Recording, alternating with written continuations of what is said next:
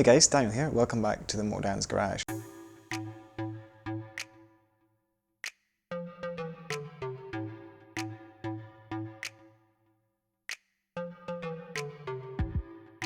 So you guys have been telling me for a while now to get a suspension upgrade on my DR650 because, as you know, I've done 30,000 kilometers almost with the stock suspension, so I thought it was about time to get it done. This is what I went for. I've been speaking to Mal from Adventure Bike Australia, and he's very knowledgeable in everything's DR650, and I was originally just looking at getting the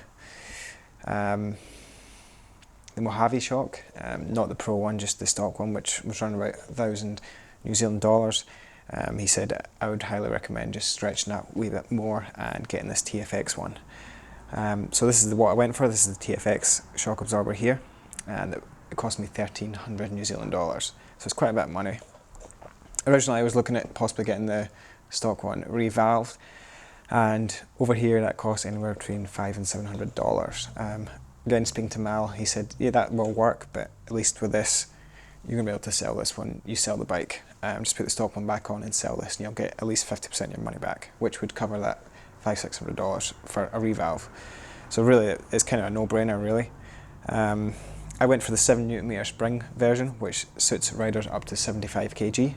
I was originally thinking of going for a heavier one, but again, Mal said this shock absorber has got so many adjustments on it. This 7Nm spring one will be fine. So that's what I ended up with. Now it's a pretty simple job to take the shocky off. I'm going to have to take the side panel and the seat off to start with to get to the top nut. And you obviously want to have the bike on a hoist so the wheels are off the ground.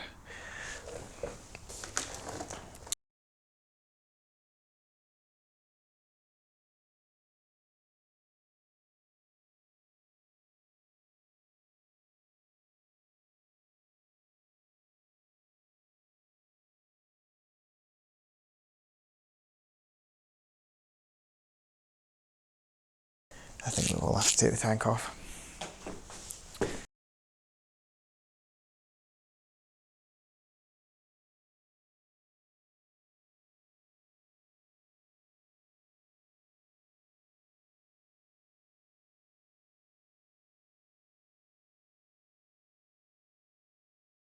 So under the bike we need to take off the linkage bolts here, and then your shock bolt which goes through from the other side. So you need a 17mm and a 19mm to take off the suspension linkage.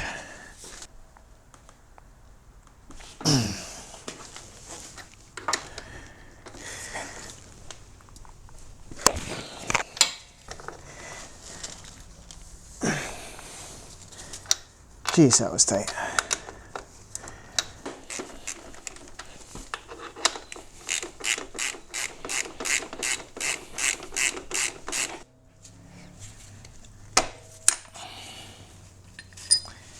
Right, before we go any further, I just want to put a block of wood under that back wheel because it will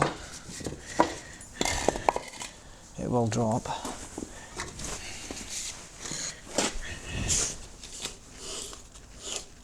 And just make the bolt unthread itself.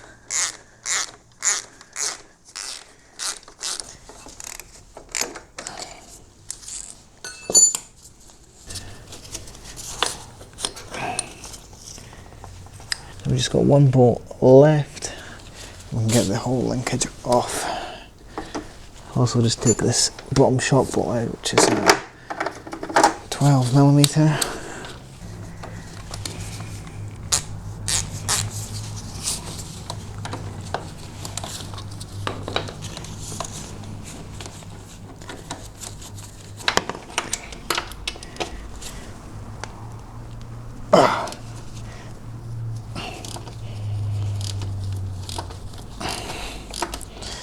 Right, now we need to go and hold the other side with the spanner.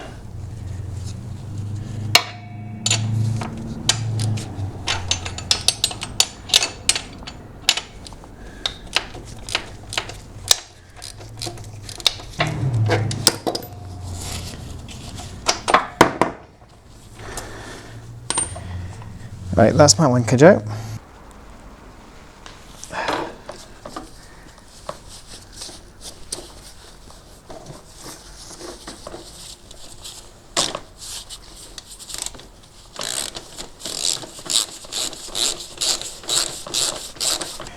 hold the shock and pull the bolt out, and then the shock should just come out the bottom.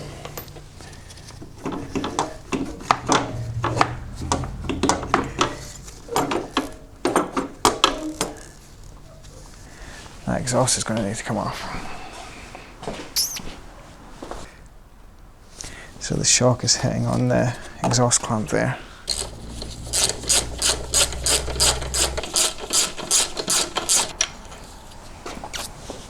Yeah, it is part of the thing.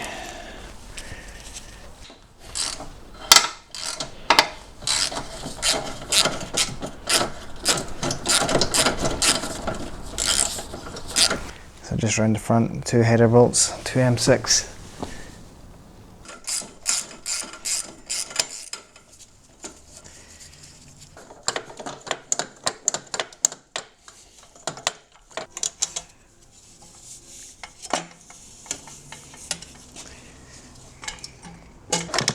Yes, perfect. So here's the stock shock compared to the new one. Obviously the main difference is the remote reservoir. It's obviously a lot more adjustable. You've still got your preload ring, same as the original one. I think this is dampening here, or yeah, I think that's the dampening control there, which is on this shock, this adjustment down here, and then you've got high and low speed compression as well on here. Now this is already set up for my weight, so I don't have to mess around with it. So I should be able just to slide this up.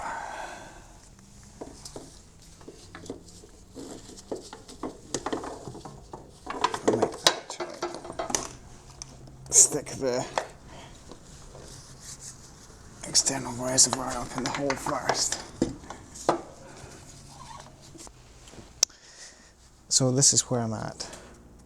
I've got that reservoir here. It needs to be on the other side though. The only way I can think of doing that, I definitely don't want to touch the intake boot, because that's just going to be a nightmare to try and get back in place. So I'm going to stay away from that. I'm thinking I might just rotate that carby. That might give me just enough.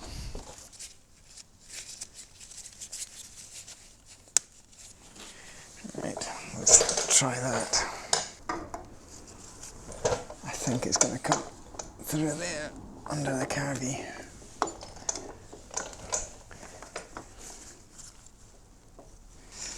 Take this breather hose off the engine down here.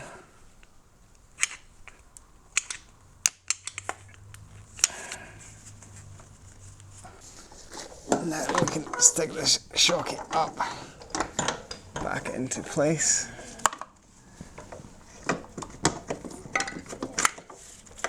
Slip that bolt in. Set the carby back up where it should be. Tighten that back up. That does fit through there okay. Just by doing that. It is very tight though. The only other way to do it, I reckon, is to remove the carburetor completely or this intake boot. But yeah, I would rather not touch that intake boot if I can help it, because they can be an absolute nightmare to get back on. They just supply you with some blocks like that and a couple of hose clamps.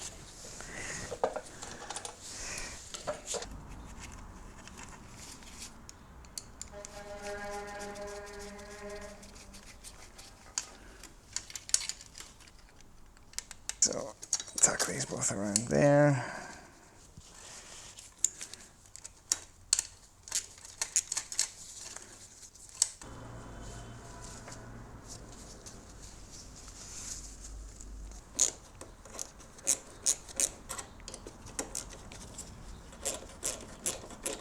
I think we have it. think that's about the only place it can go. I'm just hoping that's not going to get in the way of my foot when I'm riding. That might not be too bad. I've got big boots though. Can't really go much further in. We'll give that a shot and see how it goes. That took way longer than it should. I'm not keen on the metal clips on my frame either. They're going to eventually cause it to rust. Right, want to come over to the bench and we'll give this linkage a wee clean up. This is your shock linkage here. Take off your wee end caps. I did this not long ago, so it should be pretty alright. You want to push out the centres.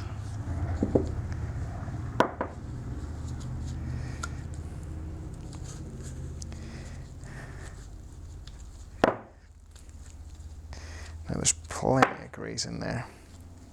You want to have a feel them, make sure they're all good. There's little needle roller bearings in each one of these here. If yours is pretty dirty, give it a brake clean out and then chuck some more grease in there. Mine's is pretty good. Like I said, I did it not long ago, so all I'm going to do is just a wee bit of grease on the finger and slap it in there. And then slap here. Make sure they all spin free.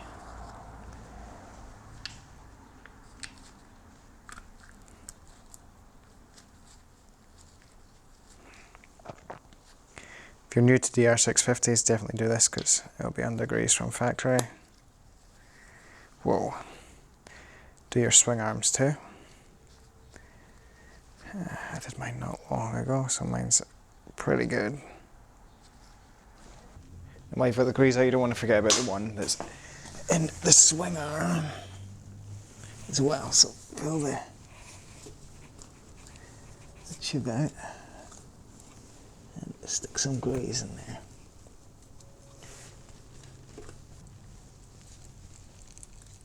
And work it around and just make sure it spins free. Right, we can now offer the linkage back up to the bike. And we want to, if we stick the shock bolt in, now this shock doesn't have the option to lower it, so it doesn't really bother me, but I know I think the Mojave one, you could get it in the lowered version. I'm not sure how I'm going to get on with this actually, because you know I am a short dude. I think it'll be alright. And then there was just the washers here, which go on the inside of the top one.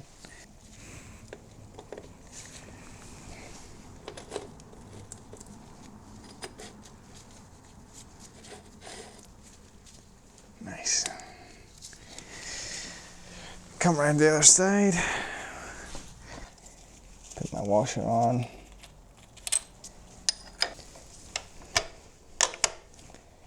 Get my two nuts on. And we'll just start tightening everything up.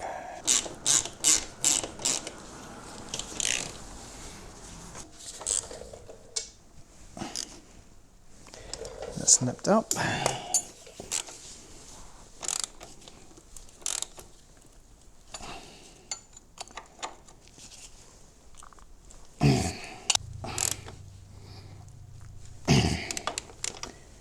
Right, that's tight.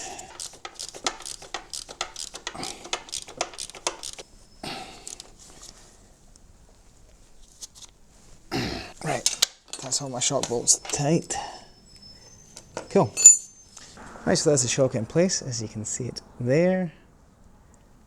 I've got that hose routed down over here, and then down under there, which seems probably the only place to route it.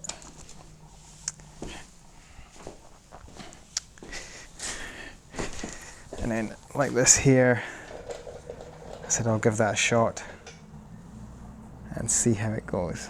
So that's really about it for the install. It was fairly easy. Pain in the arse, I had to take the exhaust off, but that was the old shock rather than the new one, and it was a bit of a pain trying to get that remote adjuster on the through the frame there. I'm not too keen on the metal Jubilee clamps. Apart from that, it went okay. I re-greased that linkage. It was pretty good, but I did it not long ago. I need to do a few other maintenance things with the tank and the seat off, so I'm not going to put that back on just now. And all I've got left to do is chuck the exhaust on, and then I'll catch you out on the road and we'll see what it's like. I'm hoping for a big improvement.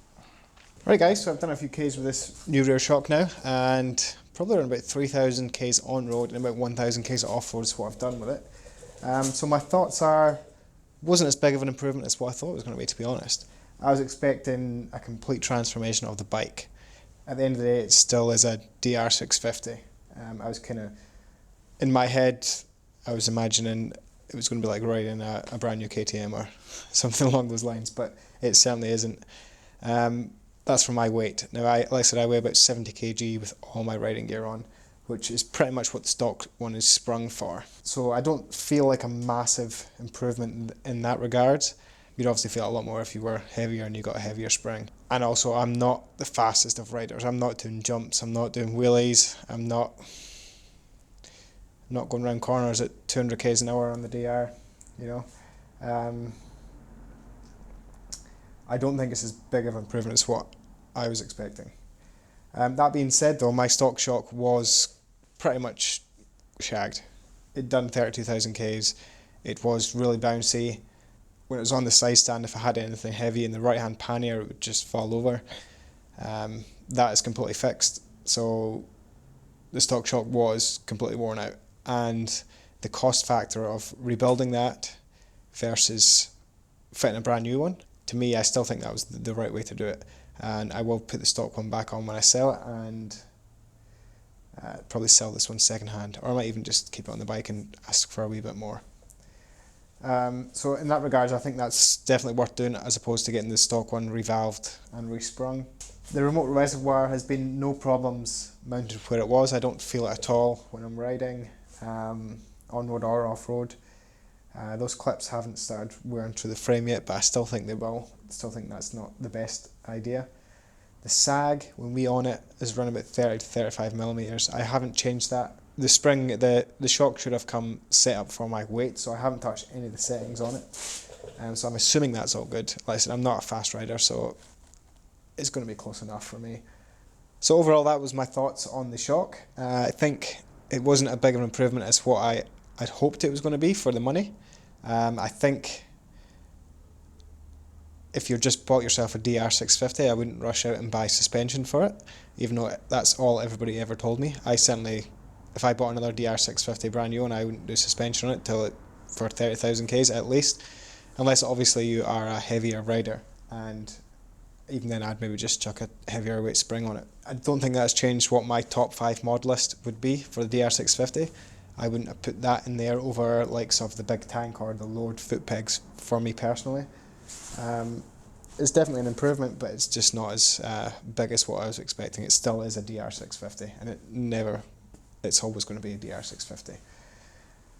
That being said though, like I said, it was definitely the choice that I had to make for the bike. Right guys, thanks for watching. I hope you enjoyed this video. I hope you found it helpful, and if you are deciding if you want to buy a shock or not, hopefully that kind of helped you made your mind up.